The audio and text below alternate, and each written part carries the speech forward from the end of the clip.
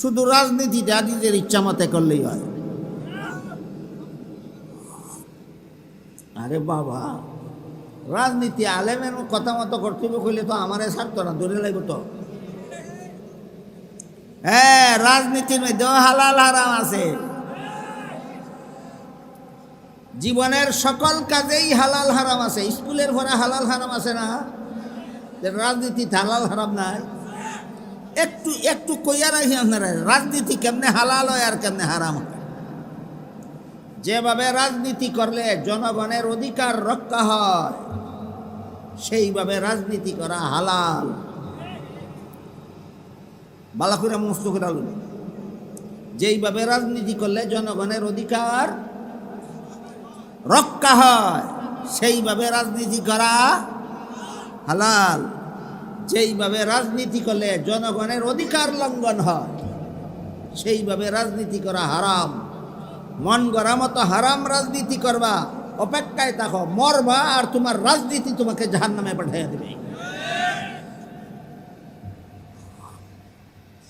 দুই একজন রাজনীতিবিদের কাহিনী কইতাম না, খুব বড় বড় রাজনীতিবিদ, ছোটখাটো রাজনীতিবিদ। একটা লোকরে আল্লাহ সারা পৃথিবীর রাজা বানাইছিলেন।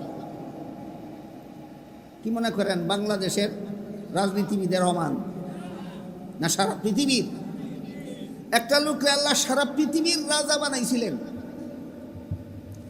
এই রাজা হওয়ার আগে সে ৮০,০০০ বছর আল্লাহর ইবাদত করেছিল। রাজা হওয়ার আগে কি করছি? ৮০,০০০ বছর আল্লাহর ইবাদত করছে। তারপরে আল্লাহ সারা পৃথিবীর রাজা বানাই দিয়েছিলেন, তাকে জান্নাতে বসবাস করার সুযোগ করে দিছিলেন। সারা পৃথিবীতে রাজত্ব করত, জান্নাতে বসবাস করত। একদিন আল্লাহ শুধু একটা হুকুম দিলেন, তাকে আদমরে সেজদা দিয়া সম্মান করো। এই একটা হুকুম, আদমরে সেজদা দিয়া সম্মান করো। হ্যাঁ, কয় হুকুমটা যুক্তি বিরোধী। হুকুম পালন করতে আমার বাধা ছিল না, কিন্তু হুকুমটা যুক্তিসম্মত নয়। আল্লাহ জিজ্ঞাসা করলেন, তোর যুক্তিটা কি বুঝা? যুক্তিটা হইল, আদম বানাইছো মাটি দিয়া, মাটির মধ্যে অন্ধকার থাকে, আর আমারে বানাইছো আগুন দিয়া, এই আমিটাকে? হ্যাঁ, একজনে কইছে। হ্যাঁ, কয় আমারে বানাইছো আগুন দিয়া। বলেন আমিটাকে? আমারে বানাইছো আগুন দিয়া, আগুনের মধ্যে আলো থাকে, অন্ধকারের চেয়ে আলো ভালো। কাজেই মাটির তৈরি আদমের চেয়ে আগুনের তৈরি ইবলিস ভালো। ভালো হয়ে মন্দের সামনে মাথা নত করা যুক্তিসম্মত নয়। যুক্তি দিল,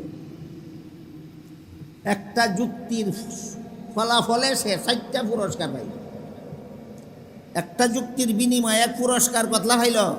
4টা। 1 নম্বর, ৮০,০০০ বছরের ইবাদত ধ্বংস, 1 পুরস্কার। 2 নম্বর, সারা পৃথিবীর রাজত্ব ছিনাইয়ে নেওয়া হইল। সারা পৃথিবীর রাজত্ব ছিনাইয়ে নেওয়া হইল। 3 নম্বর, জান্নাত থেকে বহিষ্কার করে দেওয়া হইল। 4 নম্বর, বলে দেওয়া হইল ফাইন্নাকা রাজিম, তুই চিরকালের জন্য আল্লাহর রহমত থেকে বঞ্চিত। 1 যুক্তির কত পুরস্কার! এমন যুক্তিবাদী আপনার আর সমাজে নাই।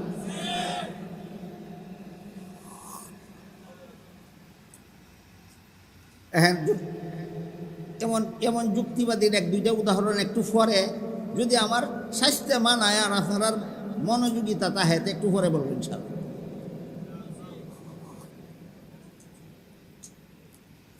একজন রাজত্বের অধিকারীর কথা কইলাম, ছোটখাটো একটা রাজা ছিল না, সারা পৃথিবীর রাজা ছিল। হ্যাঁ, সারা পৃথিবীর রাজা ছিল। আর একজন রাজার কাহিনী কই, ইনি সারা পৃথিবীর রাজা ছিল না, শুধু মিশরের রাজা ছিল। শুধু মিশরের রাজা ছিল, কিন্তু রাজা ছিল দীর্ঘদিন পর্যন্ত। রাষ্ট্রীয় গদি কামড় দিয়া দইরা রাখছে 400 বছর। গদি কামড় দিয়ে ধরে রাখছে কতদিন? 400 বছর। 400 বছরের ভিতরে তার সর্দিও করছে না কোনোদিন। 400 বছরের ভিতরে তার মাথা ব্যথাও করছে না কোনোদিন। 400 বছরের ভিতরে তার গায়ে জ্বরও আসছে না কোনোদিন। বলেন, অসুস্থ দুঃখী রাজা না সুস্থ সুখী রাজা? সুস্থ সুখী রাজা। 400 বছর পর্যন্ত কোনো অসুখ বিসুখ না হওয়ায় শেষ পর্যন্ত তার মাথার মধ্যে একটা বুদ্ধি জাগে। এইরকম সুস্থ তো কোনো মানুষ হতে পারে না, চিরসুস্থ কোনো মানুষ হইতে পারে না। আমি যেহেতু চিরজীবন সুস্থ, কোনোদিন কোনো অসুখ বিসুখ হয় না, কাজে আমি মানুষ রাজা না, আমি মানুষের খোদা। সারা দেশের মানুষেরা কইল, এই দেশের মানুষ, আমি শুধু রাজা না, আমি তোমার খোদাও। দেশের মানুষ কয়, জি মহারাজা, আপনি আপনার খোদাও। বলেন, অরিজিনাল খুদা না ডিজিটাল? এই কতলা শব্দ বাড়িছে বর্তমানে। আমি তো বুঝি সুঝি না বেশি, স্কুলে পড়লে তো বুঝতাম। ব্যবহার প্রয়োগ ক্ষেত্র দেখতে দেখতে আমার যে অভিজ্ঞতা হয়েছে, এর থেকে আমি এতটুকু বুঝি অরিজিনাল মানে আসল আর ডিজিটাল মানে নকল। এবার বলেন, মিশরের রাজা কি অরিজিনাল খুদা না ডিজিটাল খুদা? হ্যাঁ, ডিজিটাল খুদা। আল্লাহ আসমান থেকে কয়, তোরে খুদাগিরির মজা শিখাইয়া সারু। যেই নদীর পানি দিয়া মিশরের গৃহস্থরার গৃহস্থী করত, ক্ষেত গৃহস্থী করত মিশরের গৃহস্থেরা, যেই নদীর পানি দিয়া নদীরে আসমানের খুদায় হুকুম দিছে, শুকাইয়া যাও, একেবারে শুকাইয়া কাঠ হইয়া গেছে। সারা দেশের গৃহস্থী আটকা পড়ছে নি। এখন যারা বুট দিয়া খুদা বানাইছিল, এরা আইছে খুদার বাড়ি। মহারাজ, আপনি তো কইলেন আপনি খুদা, আমরা তো সবাই বুট দিছি, কেউ তো অনাস্থা দিছি না। এখন যে নদীর পানি শুকাইয়া গেল গা, পানি তো খুদা ছাড়া কেউ দিতারে না, আপনি পানিটা দেয়া দিন। হ্যাঁ কইলাম, মনে মনে বুঝে পানি দেওয়ার ক্ষমতা যেতাম না। কিন্তু যদি জনগণ কয় আমার ক্ষমতা নাই, তে লাগতে খুদার এলাম আইব, এই কথা কইবারও সাহস নাই। এখানে করছে একটা রাজনীতি। এই দেখেন রাজনীতিরা কি করছে, জনগণ কইছে তোরা বাড়ির যা, আমি পানি দিয়া দিমু, মনে মনে জানে আমি পানি দিতে পারতাম না। এইগুলির নাম ওই বর্তমানে রাজনীতি না, বুঝুন সেজন না কিছু। মনে মনে জানে দিতে পারতাম না, কিন্তু জনগণ কইছে যা দিমু। এরপরে জনগণ আশ্বস্ত হইয়া যার যার বাড়ি করে গেছে গা। ডিজিটাল খুদা সিংহাসন থেকে লাইমিয়া আওয়ার ফারুইয়া পাহাড়ের ভিতরে গিয়া জঙ্গল ঢুকিয়া আল্লাহর দরবারও সেজদাত করছে। কইরা কয়, খুদা আসলে তো আমি খুদা না, তুমি আসল খুদা, আমি হইলাম ডিজিটাল খুদা। আমি দাবি কইরা লাইছি জনগণের কাছে আমি খুদা, হেরাও মাইনা লাইছে। অহন তুমি পানিটা দিয়া না দিলে এরা আমার এলাকিয়া খুদাগিরির মজা শিখাই দেব। আল্লাহ তুমি পানিটা দিয়া দাও, মানুষে বুঝুক আমি দিছি। এইটার নাম বর্তমানের রাজনীতি। আসল খুদায় পানি দিয়া দিব, আর জনগণে বুঝবো ডিজিটালটাই দিছে। আসল ডিজিটালটাই পানি দিছে না আসলে, মানুষে বুঝবো। এই দেখেন রাজনীতি কারে কয়। 4-5 বছর আগে লন্ডনে এক বেটায় আমার জিজ্ঞাসা করে, ভাই হুজুর পলিটিক্সের ডেফিনেশন জানেন? আমি খুব এটা পলিটিক্যালই করি না, পলিটিক্সই করি না, পলিটিক্যাল ডেফিনেশন আমার দরকার কি? ভাই শিক্ষা রাখেন, কাম লাগবে, কাম লাগলে শিক্ষা রাখি। ভাই পলিটিক্সের ডেফিনেশন হইল টিক্সের উপর টিক্স, তার উপর ডাবল টিক্স, তার নাম পলিটিক্স। টিক্সের উপর টিক্স, তার উপর ডাবল টিক্স, তার নাম। এই ফেরাউনে শুরু করছে পলিটিক্স। এই ধরনের পলিটিক্স করতে কে আইছে? ফেরাউন থেকে আইছে। এই ধরনের পলিটিক্স করতে গাইছে সেজদাত দিয়ে আল্লাহ রে কয় আল্লাহ নদীটা পানিতে তুমি বইরা দাও বাঞ্ছি বুঝুক আমি দিছি। এই ফেরাউনের পলিটিক্স দিব একজনে আর মানুষে বুঝবো আর একজনে। এরপরে সেজদার থেকে মাথা উঠাই আরেকটা কথা কইছে, এই বটপারি রাজনীতি কেন করলাম জনগণের সাথে, এটার বিচারটা তুমি আমার মরণের পর থেকে কইরা লইও। এটাও কইছে সেজদাতে কি কইছে, জনগণের সাথে রাজনীতি নিয়ে বটপারি করলাম কেন, এটার বিচারটা তুমি মরণের পর থেকে কইরা লইও। এর আগে আল্লাহ ফানিটা তুমি দেন। হযরত উলামায়ে কেরাম, সম্মানিত সুধী সমাজ, দূর দূরান্ত থেকে আগত সর্বস্তরের মুসলমান ভাইয়েরা আমার ও আমার পর্দানিসীন মা ও বোনেরা, আমি আশা করি আপনারা জানেন যে আজকের এই মুবারক সমাবেশের আয়োজন আপনাদের এই প্রতিষ্ঠিত পরিচালিত নবীর গড় একটা মাদ্রাসার পক্ষ থেকে আয়োজনটা করা হয়েছে। মাদ্রাসার পক্ষ থেকে এই সমস্ত সবার আয়োজন কেন করা হয়, এর কারণটা আমি মনে করি মাদ্রাসার সবার থেকেই আমাদের জেনে যাওয়া দরকার। বর্তমান বাংলাদেশে প্রায় 25,000 কওমি মাদ্রাসা আছে। প্রায় সবগুলি কওমি মাদ্রাসার পক্ষ থেকে বৎসরে কমপক্ষে একটা কইরা ইসলামী সম্মেলন হয়। কাজেই শুধুমাত্র কওমি মাদ্রাসাগুলির পক্ষ থেকেই বাংলাদেশে প্রতি বৎসরে 25,000 সম্মেলনের ব্যবস্থা হয়। এই সম্মেলনগুলি কেন করা হয় তা আমাদের মাদ্রাসার সম্মেলন থেকেই জেনে যাওয়া দরকার।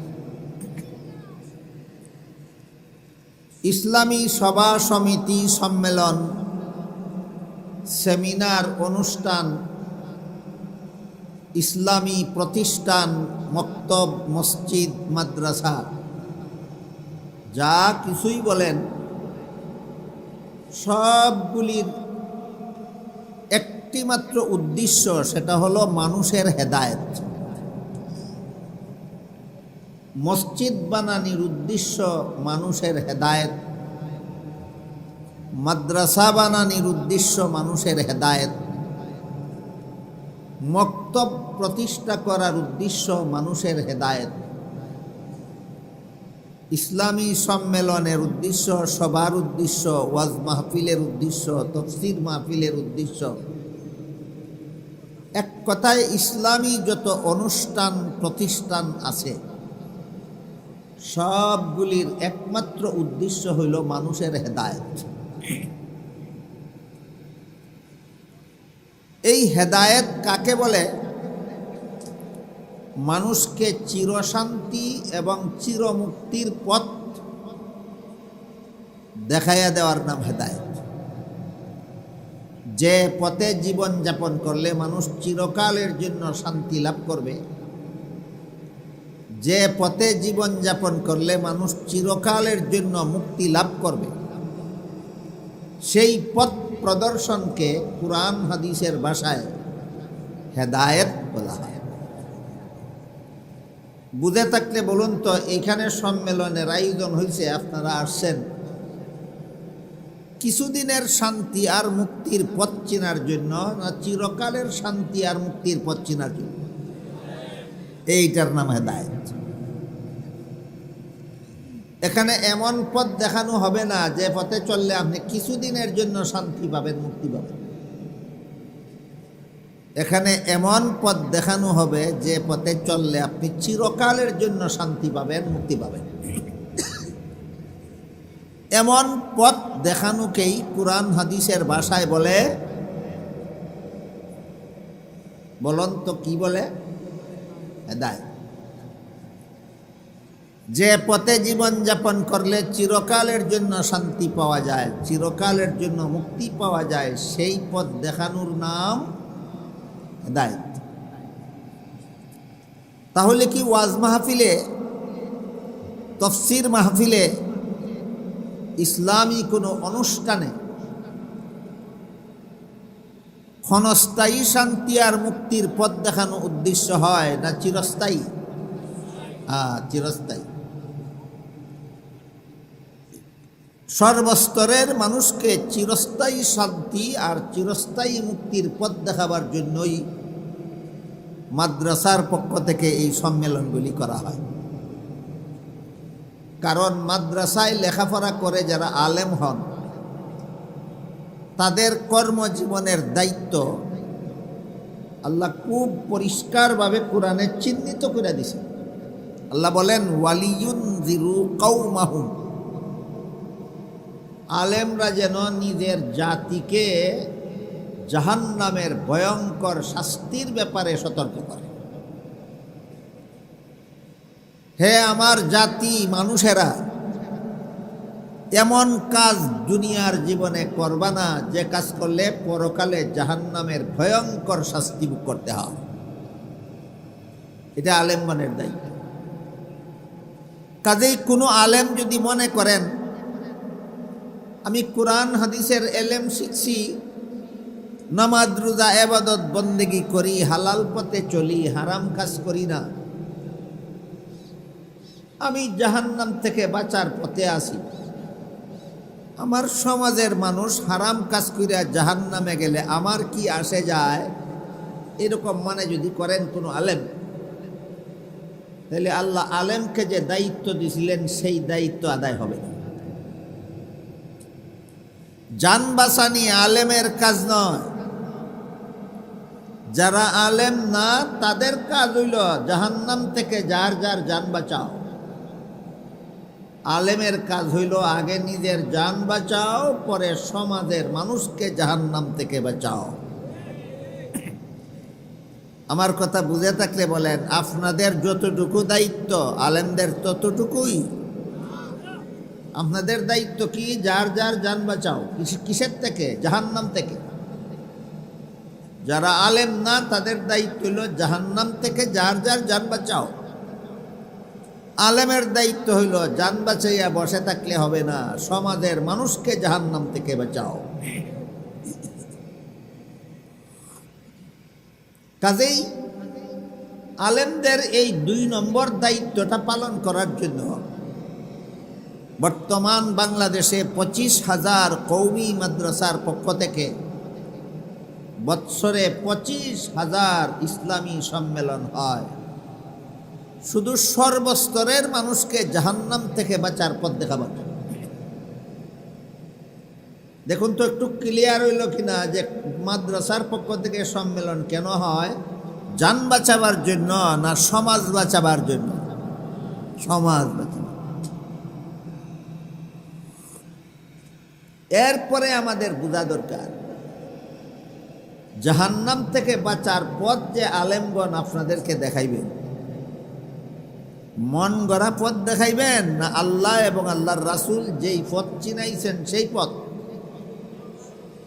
সেই পথ। আলেমগণ নিজেদের পক্ষ থেকে মন গড়া কোনো পথ আপনাদেরকে জাহান্নাম থেকে বাঁচার দেখাতে পারেন না। কেউ দেখাইলেও সেই পথে চললে আপনি নাজাত পাবেন না।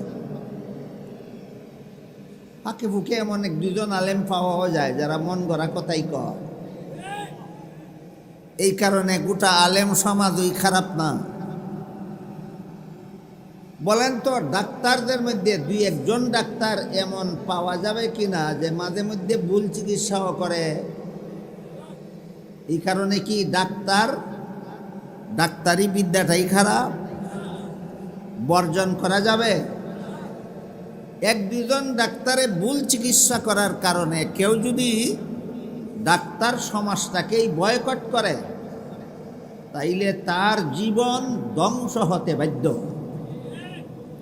ঠিক তেমনিভাবে আলেমদের মধ্যে 1-2জন আলেম যদি ভুল পথ দেখায়, এই কারণে যদি গোটা আলেম সমাজকেই বয়কট করা হয়, আপনাদের ঈমান ধ্বংস হতে বাধ্য। কোনো ডাক্তার যদি ভুল চিকিৎসা করে তার দ্বারা আমি চিকিৎসা করাইব না, তেমনিভাবে কোনো আলেম যদি ভুল পথ দেখায় তার দেখানো পথে আমি চলব না। কাজেই এক দুইজন ডাক্তারের দোষে যেমনভাবে গোটা ডাক্তার সমাজটাকে বয়কট করা যায় না, তেমনিভাবে এক দুইজন আলেম ভুল পথ দেখানোর কারণে গোটা আলেম সমাজকে বয়কট করা যায় না। জাহান্নাম থেকে বাঁচতে হলে সিংহভাগ আলেমগঞ্জ যেই পথ দেখান সেই পথেই আমাদের জীবনযাপন করতে হবে। এই কিছুদিন আগে ইন্টারনেটে দেখলাম একজন আলেম একটা ভুল কথা বলছে। যেহেতু ভুল কথাটা ইন্টারনেটে চালু হয়ে গেছে একজন আলেমের মুখে, আমাদের দায়িত্ব আপনাদেরকে সতর্ক করার যে ভুলটা কোথায়। কোরআনে এবং হাদিসে আল্লাহ এবং আল্লাহর রাসূল যাদেরকে জান্নাতি বলে ঘোষণা দিয়েছে, কিয়ামত পর্যন্ত সারা দুনিয়ার মুসলমান গ্যারান্টি দিয়া বলতে পারে এরা জান্নাতি। যেমন হাদিস শরীফে আল্লাহ রাসূল বলেছেন, আবু বকর ফিল জান্নাহ, উমর ফিল জান্নাহ, উসমান ফিল জান্নাহ, আলী ফিল জান্নাহ। আবু বকর জান্নাতি, উমর জান্নাতি, উসমান জান্নাতি, আলী জান্নাতি। 10 জন সাহাবাগণ বিশেষভাবে জান্নাতি, বাকি সমস্ত সাহাবাগণ জান্নাতি।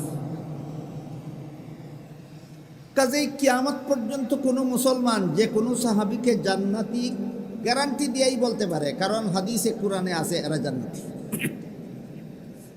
নবীর সাহাবাগণ যে জান্নাতি এই কথাটা হাদিসে কোরআনে আছে, আমি গ্যারান্টি দিয়ে বলতে পারি নবীর সমস্ত সাহাবী জান্নাতি।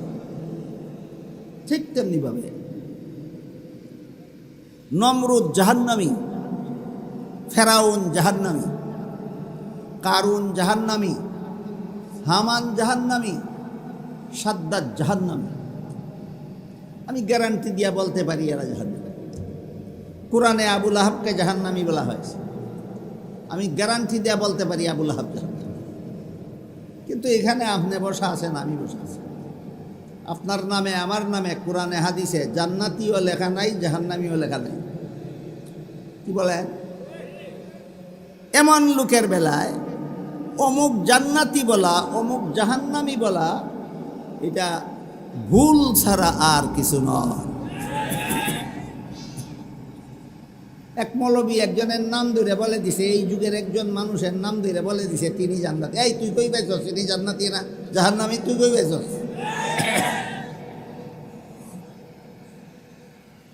মাঝে মধ্যে এক দুজন ডাক্তার যেমন রুগীরে অপারেশন করার সময় পেটের ভিতরে ছুরি চাকু তুই এই সিলাই করে আসে না পত্রিকায়, ঠিক তেমনি ভাবে মাঝে মধ্যে দুই একজন মৌলবীও মানুষের পেটের ভিতরে ছুরি চাকু তুই এই সিলাই করে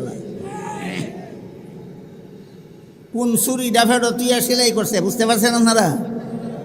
বর্তমান দুনিয়ার কোনো মানুষকে গ্যারান্টি দিয়া জান্নাতি বলারও সুযোগ নাই, জাহান্নামী বলারও সুযোগ নাই। নির্ভর করবে মরণের সময় তুমি ঈমান লইয়া মরো না বেঈমান হইয়া মরো, ওইটার উপর। আপনারা এখানে যারা বসা আছেন গ্যারান্টি আছে সবাই জান্নাতি। মরণের সময় ঈমান লইয়া মরতে পারলে জান্নাতি। এর আগে কোনো বাপের বেটা আপনাদের কেউ জান্নাতি বলার অধিকার নাই। আর মরণের সময় বেঈমান হইয়া মরলে এরপরে বলা যাবে এই লোকটা জাহান্নামী।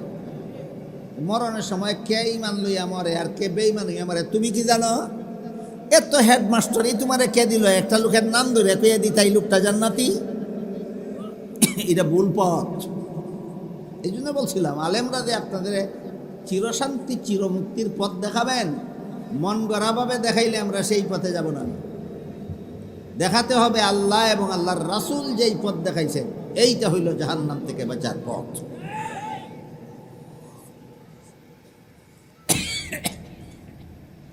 হাদিস শরীফে রাসূল করিম সাল্লাল্লাহু আলাইহি ওয়াসাল্লাম নিজের উম্মতের জন্য জাহান্নাম থেকে বাঁচার সর্বমোট 4টা পথ দেখাইছেন।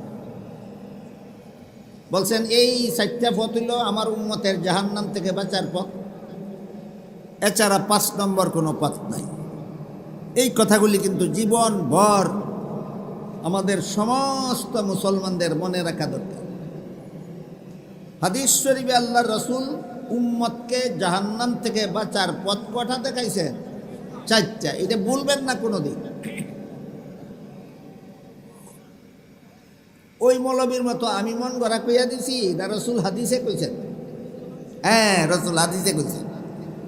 এই হাদিসটাই আমি আপনাদের সামনে পড়ছি।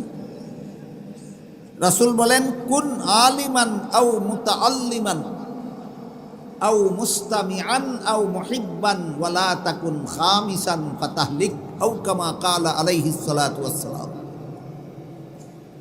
রাসূল বলেন, তুমি আলেম হও, এটা তোমার জন্য জাহান্নাম থেকে বাঁচার 1 নম্বর পথ। দেখেন রাসূল কত পরিষ্কার করে কথা বলেন। তুমি আলেম হও, এটা তোমার জন্য জাহান্নাম থেকে বাঁচার 1 নম্বর পথ। আলেম যারা হইতে পারছো না তাদেরকে রাসূল বলেন, তোমরা আলেমের ছাত্র হও। আলেমের ছাত্র হওয়াটা তোমার জন্য জাহান্নাম থেকে বাঁচার 2 নম্বর পথ। দেখেন রসুলের কথা যদি বুঝে থাকেন তাহলে বলেন তো, মাদ্রাসায় ফিরে যারা আলেম হইছেন এরা জাহান্নাম থেকে বাঁচার পথে আছেন কি? কত নম্বর পথে? 1 নম্বর। আর মাদ্রাসায় ভর্তি হইয়া যারা আলেমদের ছাত্র হইছে এরা জাহান্নাম থেকে বাঁচার পথে আছে কিনা? বলেন এরা কত নম্বর পথে আছে? হ্যাঁ, এরা 2 নম্বর পথে আছে। আলেমগণ আছেন জাহান্নাম থেকে বাঁচার 1 নম্বর পথে, ছাত্ররা আছে 2 নম্বর পথে। মনে রাখতে হবে, পথে আছে। গন্তব্যস্থলে পৌঁছা গেছে না, পৌঁছার পথে আছে। হয়তো কোনো সময় পথ হারাও হতে পারে। কি বলেন? পথে থাকা আর পৌঁছা যাওয়া সমান কথা। পথে আছে। আলেমগঞ্জ জাহান্নাম থেকে বাঁচার 1 নম্বর পথে আছে। ওই আলেমের মতো যদি ভুল পথ দেখায় তাহলে সে পথ হারা হয়ে যাবে। মাদ্রাসার ছাত্ররা জাহান্নাম থেকে বাঁচার 2 নম্বর পথে আছে। পথ হারা হওয়ার আশঙ্কা আছে।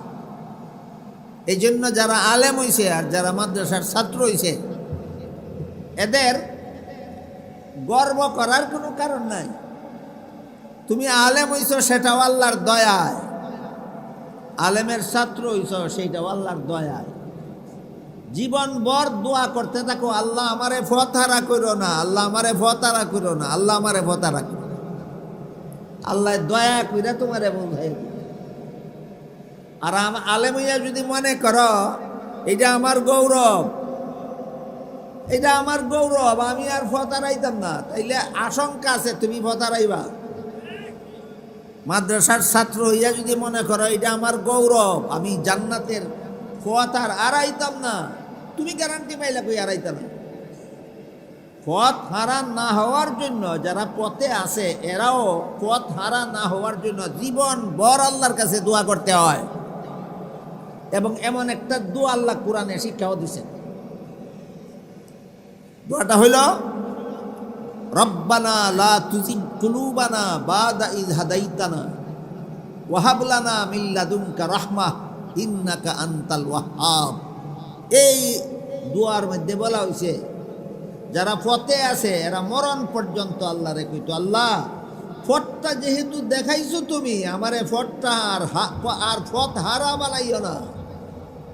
বলেন পথে থাকলেই গর্ব করার গ্যারান্টি আছে না পথ হারা না বানানোর জন্য দোয়া করার দরকার আছে? হ্যাঁ, পথ হারা না বানানোর জন্য আল্লাহর কাছে দোয়া করার দরকার আছে।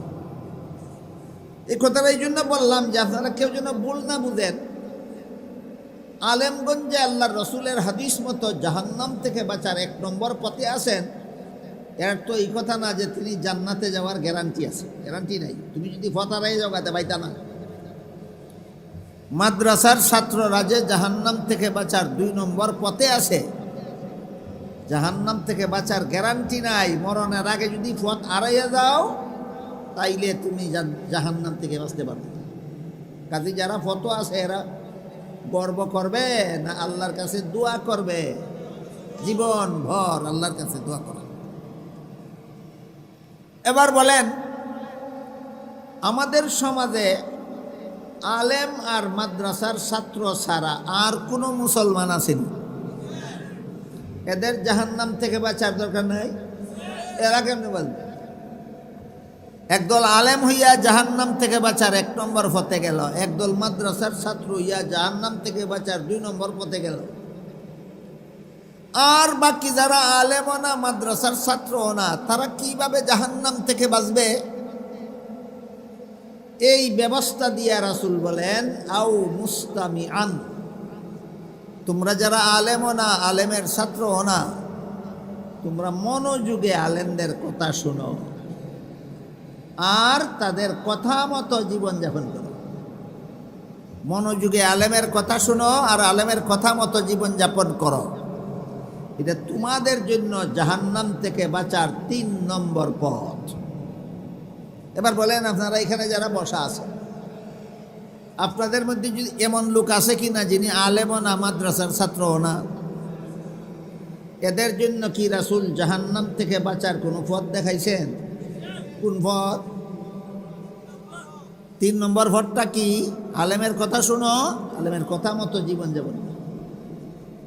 3 নম্বর পথে আপনাদের সবাইকে জাহান্নাম থেকে বাঁচাবার জন্য মাদ্রাসার পক্ষ থেকে এই সম্মেলনগুলি করা হয়।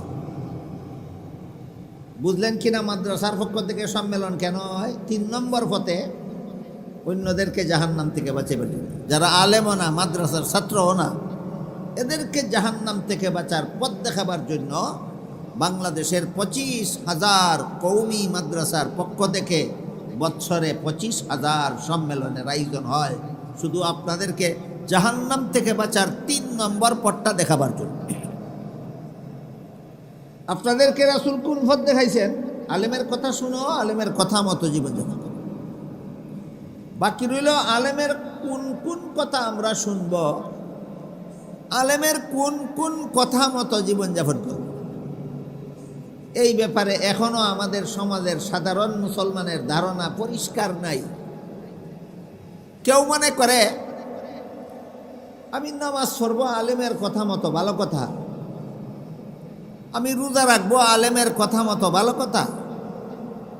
আমি বিয়া করব কেন আলেমের কথা মতো? আমি বিয়া করব আমার ইচ্ছা মতো।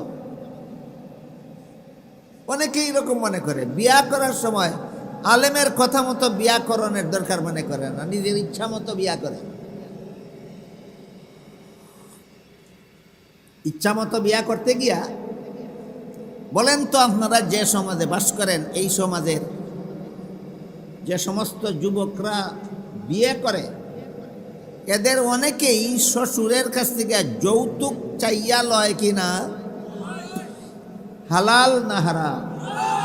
তোমার বিয়া তোমারে জাহান্নামে নিব। মন গড়াভাবে বিয়া করছিল আলেমের কথা ছাড়া। দেখেন, বুঝেন কিনা আলেমের কথা মতো কেন জীবনের সকল কাজ করবে? আলেমের কথা ছাড়া যেই কাজটাই করবা, এই কাজটাই তোমারে জাহান্নামে নিয়ে যাবে। শ্বশুরের কাছে জামাইয়ের যৌতুক পাওনা আছে। পাওনা ছাড়া সাওয়ার নাম তো ভিক্ষা। পাওনা ছাড়া সাওয়ার নাম ভিক্ষা। হে কত বড় বেহায়া যে শ্বশুরের কাছে ভিক্ষা করে! এর মতো বেহায়া দুনিয়াতে ছিল। আরে তোর যদি ভিক্ষা করার ইচ্ছা থাকে, বাঙ্গার থালা লইয়া বাজার রাস্তাত বইয়া ভিক্ষা কর, তো এত অপমান হইতো না। তোর বাড়ির ভিক্ষা করা যত অপমান।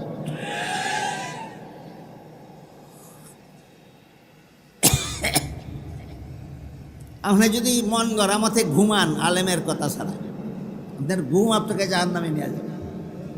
কিভাবে আমি বলি শুনেন।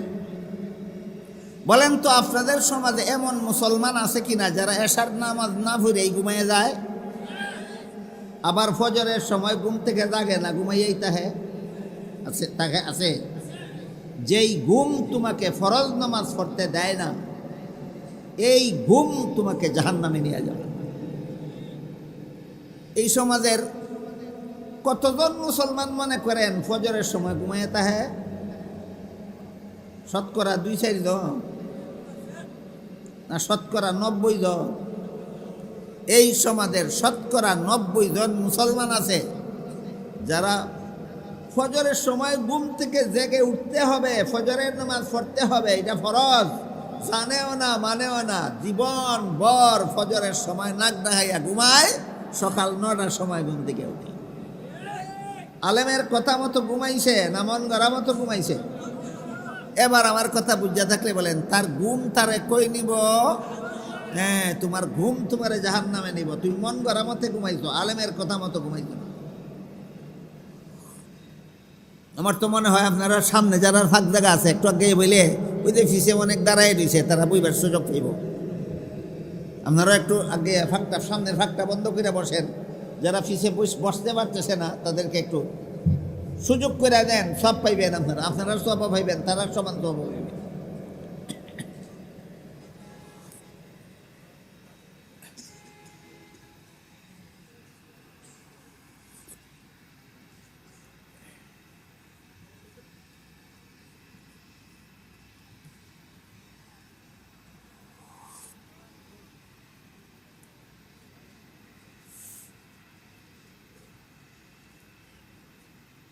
পিছনে এখনো যারা দাঁড়াই আছেন, ওইখানে বসার জায়গা না হইলে সামনে আসেন, 2 কর্নারে জায়গা বসার মতো জায়গা আছে, বসতে পারবেন। সামনে যাদের জায়গা ফাঁক হইছে তাদের ফাঁক জায়গাটা বন্ধ করে লাগবে। যাদের সামনে জায়গা ফাঁক হইছে ফাঁক জায়গাটা বন্ধ করে বসেন। এটাও সবের কাজ, এটাও কোরআনে আছে। তোমার এক ভাই যদি দাঁড়ায় বসার সুযোগ না ভাই, তোমরা একটু লড়াচড়া করে তাহলে বইবার সুযোগ করে দাও।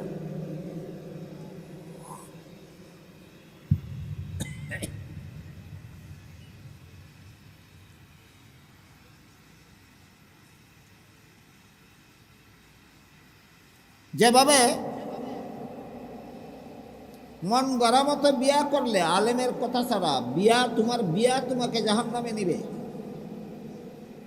দেখি আমার কথা বুঝলেন কি না আর মনে রাখতে পারলেন কি? বিয়া আবার জাহান্নামে নেই কেমনে? হারাম যৌতুক লইলে। বিয়া জাহান্নামে নেই কেমনে? যৌতুকের মতো হারাম কাজ করলে বিয়া জাহান্নামে নিবে। আলেমের কথা মতো ঘুমাইছো না, নিজের ইচ্ছা মতো ঘুমাইছো, তোমার ঘুম তোমাকে জাহান্নামে নিবে। এবার বলেন তো ঘুমে কেমনে জাহান্নামে নেয়? হ্যাঁ, ঘুমে তোমার ফরজ নামাজ পড়তে দিছে না। জীবনে কোনোদিন বলবেন না যেই ঘুম ফরজ নামাজ পড়তে দেয় না, এই ঘুম তোমাকে জাহান্নামে না পৌঁছাইয়া ছাড়বে না। কাজেই মন গড়া মতো ঘুমাইলে হইব না আলেমদের কথা মতো ঘুমানি লাগবো?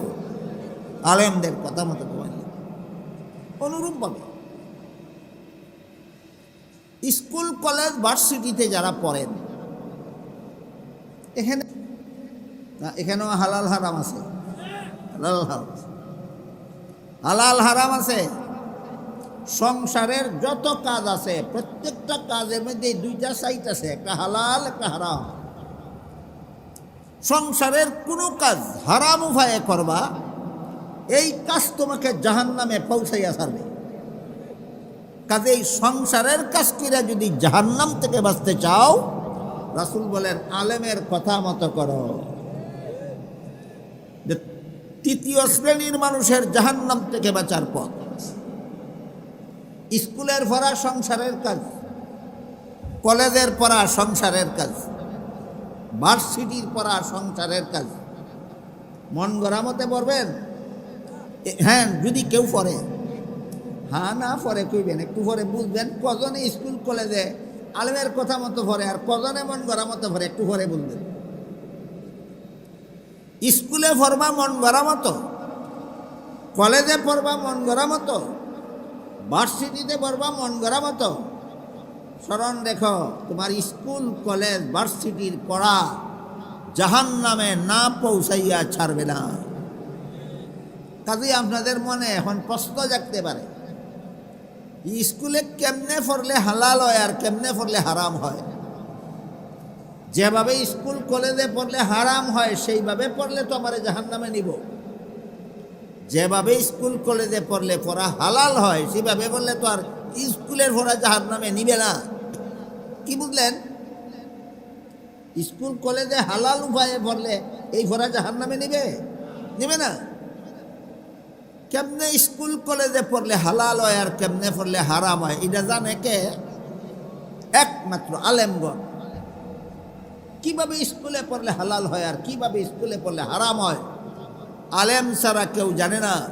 স্কুলে পড়াও যদি জাহান্নাম থেকে বাঁচতে চাও, কলেজ ভার্সিটিতে পড়াও যদি জাহান্নাম থেকে বাঁচতে চাও, আলেমের কথা মতো স্কুলে পড়ো, আলেমের কথা মতো কলেজে পড়ো, আলেমের কথা মতো ভার্সিটিতে পড়ো। আরেকটু পরিষ্কারভাবে আমরা বোঝার চেষ্টা করি।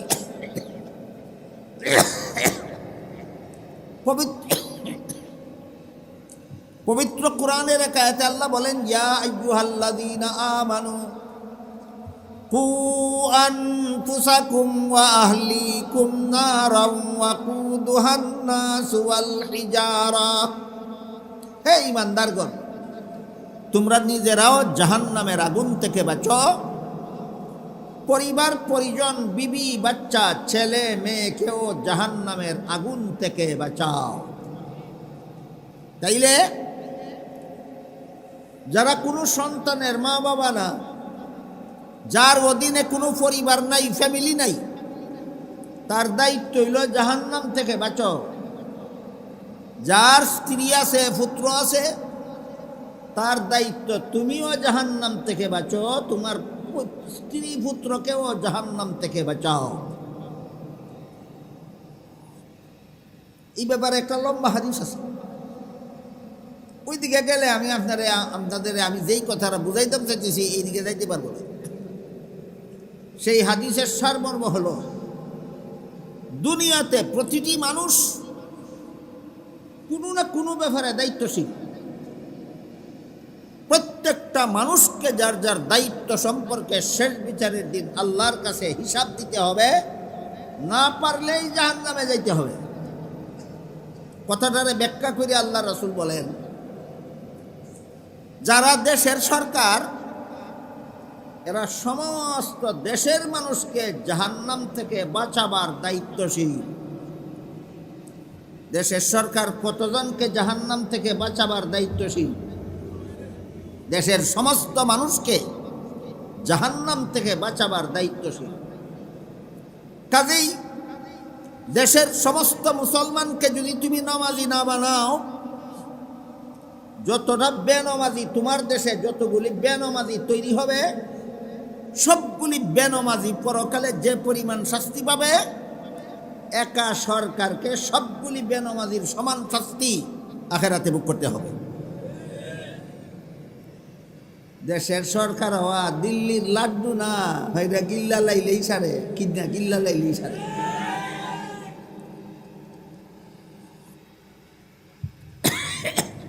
আমি এই জিনিসটারে বড় ডরাই, ভয় পাই। এই জন্য আজ পর্যন্ত জীবনে কোনো রাজনৈতিক দলও শরিক হয়েছি না। একটা দলও গেলেই তো নির্বাচন করণ লাগবো, নির্বাচনে ফাঁস করলেই তো সরকার গঠন করণ লাগবো, সরকার গঠন করলেই তো আমার দেশের যত মানুষ যত চুরি করব, যত ডাহাতি করব, যত খুন খারাপি করব, যত জিনা ব্যভিচারী করব, যত দুর্নীতি করব, যত জালিয়াতি করব, যত সুদ খাইব, যত ঘুষ খাইব, সকলে মিললে যে শাস্তি সরকারকে একা ভোগ করতে হবে পরকালে, এক সমান শাস্তি। কাজেই সরকার হওয়া দেশের দিল্লির লাড্ডু না, কিন্না গিল্লা লাইলেই খালাস। আপনার দেশ মানুষ বড়ি দিয়ে মাছ মারেনি, কাটাওয়ালা বড়ি এমনি মানুষের মাছের মুখের সামনে দেয় না, মজার আদার দিয়ে দেখা দেয়? মাছে বড়ি দেখা গেলে না আদার দেখা গেলে? ঠিক তেমনি ভাবে দুনিয়াতে অনেক মানুষ গদির লাড্ডুটা দেখিয়া গিলে, গদির লাড্ডুটা দেখিয়া গিলে। আল্লাহ যখন সিফদুরা টান দিব, তোমার দেশে এত কোটি মানুষ বেনামাজি ছিল কেন? তোমার দেশে এত কোটি মানুষ চোর ছিল কেন? তোমার দেশে এত কোটি মানুষ ডাকাত ছিল কেন?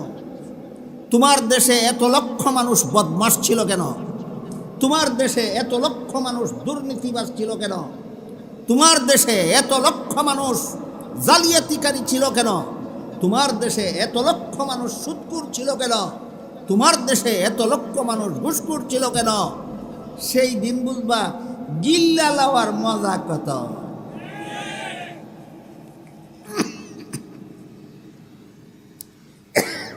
এরপরে রাসূল বলে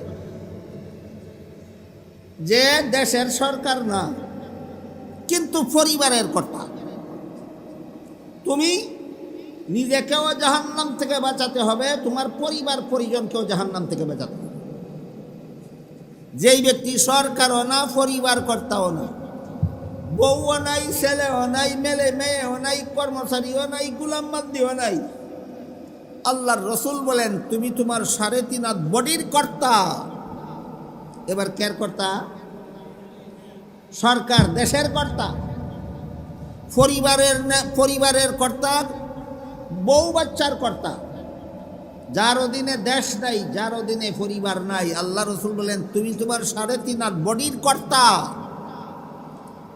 তোমার 3.5 হাত বডি, হাতের দ্বারা কি কি গুনাহ করাইছো, পায়ের দ্বারা কি কি গুনাহ করাইছো, চোখের দ্বারা কি কি গুনাহ করাইছো, কানের দ্বারা কি কি গুনাহ করাইছো, অন্তরের দ্বারা কি আকাম কুকামের সিদ্ধান্ত নিয়ে গুনাহ করেছ, সবগুলির জবাব একদিন আল্লাহর কাছে দিতে হবে। এখন বলেন তো কর্তা ছাড়া কজন মানুষ আছে দুনিয়ায়? এই 1-2 জবাব দিছে। আল্লাহ রসুল বলেন কর্তা ছাড়া কোনো মানুষ নাই দুনিয়াতে, প্রত্যেকটা মানুষ ওই কর্তা। তুমি যার কর্তা ছিলা তার জবাব না দিয়া তোমার রক্ষা নাই শেষ বিচারের দিন। রসুলের হাদিসটা মোটামুটি বুঝে থাকলে এবার বলেন, ধরেন একটা কথার কথা, আমি বিয়া শাদী করছি, বুঝানির লেগে কইতেছি, আসলে কইলাম করছি, ধরে নেন। আমি বিয়া শাদী করছি না, আমার বউ নাই, বাচ্চা নাই, আমার অধীনে কোনো গোলাম নাই, বান্দি নাই, কর্মচারী নাই, আমি কিসের কর্তা? হ্যাঁ, তাইলে আমি আপনারা বুঝাইতে পারছি, রাসূলের কথাটা বুঝাইতে পারছি। তোমার অধীনে কোনো মানুষ নাই, তুমি 3.5 হাত দেহের কর্তা। 3.5 হাত দেহের কোন অঙ্গের দ্বারা কোন গুনাহ হইছে, কিয়ামতের দিন তোমাকে আল্লাহর কাছে জবাব দিতে হবে। বিয়া করছো, বউ আছে, ছেলে আছে, মেয়ে আছে, ছেলে মেয়েকে, বউ বাচ্চাকে তুমি নামাজি বানাইছো না বেনামাজি বানাইছো, কিয়ামতের দিন আল্লাহর কাছে জবাব দিতে হবে।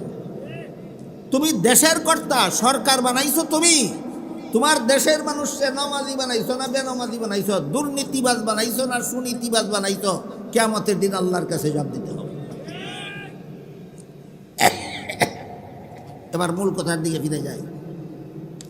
কুরআনে আল্লাহ বলেন, ইয়া আইয়ুহাল্লাযীনা আমানু কু আনফুসাকুম ওয়া আহলিকুম নারাও ওয়াকুদুহান নাসু ওয়াল হিজারা। হে মুমিন মুসলমানেরা, তোমরা নিজেরাও জাহান্নাম থেকে বাঁচো, বিবি বাচ্চা ছেলে মেয়েকেও জাহান্নাম থেকে বাঁচাও। তাহলে মা বাপের দায়িত্ব শুধু জান বাঁচানি না, বিবি বাচ্চাও, বিবি বাচ্চা। এখন আপনি যদি ছেলে মেয়ের বাবা হইয়া থাকেন, ছেলে মেয়ের কেমনে জাহান্নাম থেকে বাঁচাইবেন? এখানে আবার অনেকে সুফিগিরি দেখায়, জাহান্নাম থেকে বাঁচানোর মালিক তো আল্লাহ। এটা কথা সত্য, মতলব খারাপ। বাঁচানির মালিক আল্লাহ, এটা সত্য কথা, কিন্তু হের মতলব খারাপ। বাঁচানির মালিক তো আল্লাহ, আল্লাহ না বাঁচাইলে আমি নিজেই বাঁচবো কিভাবে, আর আমার ছেলে মেয়েকেই বাঁচাইব কিভাবে? এইরকম সাফাবাজেরও অভাব নাই আমরা দেশ। কোরআন হাদিসের কথা কইলেই হে একটা মতলব খারাপ নিয়ে একটা সত্য কথা বললে একটা ফেস লাগাইয়া দেয়। এইরকম ফেস তো আমিও লাগাইতারি। বলেন তো আপনাদের ক্ষেতে ফসল দেওয়ার মালিককে? তুমি কেন লাঙ্গল জল লইয়া খেতে যাও? বলেন তো আপনাদের রোগ হইলে রোগ মুক্তি দেওয়ার মালিককে? তুমি কেন ডাক্তারের কাছে ওষুধ খাইতে যাও? বলেন আপনাদের সন্তান দেওয়ার মালিককে? তুমি কেন বিয়া করতে যাও?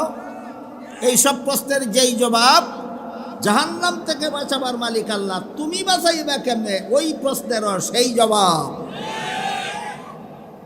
ফসল দেওয়ার মালিক আল্লাহ, গৃহস্থী করার দায়িত্ব আছে আমার। রোগ মুক্তি দেওয়ার মালিক আল্লাহ, ওষুধ খাওয়ার দায়িত্ব আছে আমার। সন্তান দেওয়ার মালিক আল্লাহ, বিয়া করার দায়িত্বটাও আল্লাহরও। ওহন কি ও বিয়া করবার সময় বুঝে আমার দায়িত্ব আছে, আর জাহান্নাম থেকে বাঁচার সময় আল্লাহ বাঁচাইবা, আমার কোনো দায়িত্ব নাই। বাটপার। যেমন ভাবে সন্তান দেওয়ার মালিক আল্লাহ, বিয়া করার দায়িত্ব তোমার, তেমনি ভাবে জাহান্নাম থেকে বাঁচানির মালিক আল্লাহ, হালাল পথে চালানির দায়িত্ব তোমার। কথা বুঝলেন? এবার বলেন, আল্লাহ আমার ছেলে মেয়েরে জাহান্নাম থেকে না বাঁচাইলে আমি কেমনে বাঁচামো? হালাল পথে চালাইবা তুমি, এর ঘরে আল্লাহ বাঁচাইব। তুমি যদি হালাল পথে চালাও না, আল্লাহ বাঁচাইবে না। কাজেই আল্লাহ যে কোরআনে বললেন, হে মুমিন মুসলমানেরা, তোমরা নিজেরাও জাহান্নাম থেকে বাঁচো, ছেলে মেয়েকেও জাহান্নাম থেকে বাঁচাও। এবার বলুন, আমি আমার ছেলেকে আমার মেয়েকে জাহান্নাম থেকে বাঁচাবো বেনামাজি বানাইয়া না নমাজি বানাইয়া? নমাজি। আমার ছেলেকে আমার মেয়েকে জাহান্নাম থেকে বাঁচাইতে হইলে জীবনের শুরুতেই নমাজি বানাইতে হইব। জীবনের শুরুতেই যেই মা বাপে তার সন্তানদের নামাজি বানায় না, এর মানে হইল মা বাপে জাহান্নামে পাঠাইবার জন্য তারে রেডি করে। মা বাপে কারে তার নামাজি বানায় না, মানে কই ফাটাইবার লেগে তৈয়ার করে, জাহান্নামে ফাটাইবার লেগে তৈয়ার করে। এখন প্রশ্ন হইল, তাহলে আমার ছেলে মেয়েকে যদি জাহান্নাম থেকে বাঁচাইতে হইলে তাকে আমার নমাজি বানানি লাগবো। কবে বানাইব নমাজি আমার ছেলে মেয়েকে? এখন এটা শুনেন।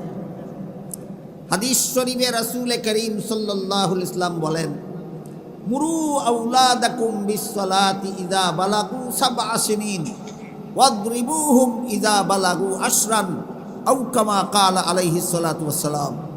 রাসূল বলেন, হে আমার উম্মত মুসলমানেরা, তোমাদের ছেলে মেয়ের বয়স যখন 7 বছরের হয় তখন তারে নামাজের আদেশ করো।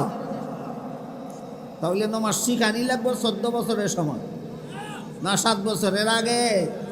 হ্যাঁ, 7 বছরের আগে নামাজ শিখাও, 7 বছরের সময় নামাজের আদেশ করো। 10 বছরের কোনো মুসলমানের বাচ্চা যদি নামাজ পড়তে না চায়, তাকে শাসন করে নামাজি বানাও। এই হইল সন্তানকে জাহান্নাম থেকে বাঁচাবার পথ। 7 বছরের আগে আমার ছেলে মেয়েকে আমার নামাজ শিখাইতে হবে। একটু খুলাসা করে বলি, নামাজ শিখাইতে কত বছর লাগে? যারা যারা নামাজ পড়েন আপনারা একটু জবাব দিবেন। নামাজের আগে উযুকরণ লাগে, উযুর 4 ফরজ। উযুর 4 ফরজ শিখতে ক মাস লাগে? কয় 1 মিনিট। মুখ দোয়া, আর দোয়া, মাথা মাথা করা ভাও দোয়া। এরপরে 7 কারণে উযু ভাঙ্গে, 7 মিনিট লাগে শিখতে। হ্যাঁ, উযু ভাঙ্গে 7 কারণে, শিখতে লাগে 7 মিনিট। নামাজের 13 ফরজ, শিখতে লাগে 13 মিনিট। কথা বুঝেন কি না? 19 কারণে নামাজ ভাঙ্গে যায়, শিখতে লাগে 19 মিনিট। নামাজের ওয়াজিব আছে 15টা, শিখতে লাগে 15 মিনিট। নামাজের সুন্নত আছে 28টা, শিখতে লাগে 28 মিনিট। আমার কথা বুঝা থাকলে বলেন, উযু কিরা নামাজ পড়ন শিখতে কত বছরের দরকার? 1-2 মাস। 1-2 মাস। 1-2 মাস। এই 1-2 মাস সময় ব্যয় করিয়া বাংলাদেশের শতকরা 90 জন মুসলমান মা বাপে এই নামাজটা ছেলে মেয়েরে শিখাইবে না, না শিখাইয়াই প্রাইমারি স্কুলে ভর্তি করে দিব। প্রাইমারি স্কুলের মুসলমান ছাত্রছাত্রীরা নামাজি বানানির কোনো ব্যবস্থা আছে? হাই স্কুলে আছে, কলেজে আছে, ভার্সিটিতে আছে। তাইলে তোমার ছেলেরে যে প্রাইমারি স্কুলে ভর্তি করাইলা বেনামাজি বানাইয়া, তোমার ছেলে মেয়েরে যে বেনামাজি বানাইয়া হাই স্কুলে ভর্তি করাইলা, তোমার ছেলে মেয়ের বেনমাজি বানাইয়া কলেজে ভর্তি করাইলা, তোমার ছেলে মেয়ের বেনমাজি বানাইয়া ভার্সিটিতে ভর্তি করাইলা। এই স্কুল কলেজ ভার্সিটির পড়া তোমার ছেলে মেয়েকে জাহান্নামে না পৌঁছাইয়া ছাড়বে না। তখন বুঝছনি আলেমের কথা মতো খেল লাগিয়ে স্কুলে ভরানি লাগবো না? বুঝেন না কিছু? আলেমের কথা মতো আমার ছেলে মেয়েরা আমি কলেজে ভরামো, আলেমের কথা মতো ভরামো কেন? যেন কলেজের পড়া আমার ছেলে মেয়েকে জাহান্নামে নিতে না পারে, যেন কলেজের পড়া আমার ছেলে মেয়েকে জাহান্নামে নিতে না পারে।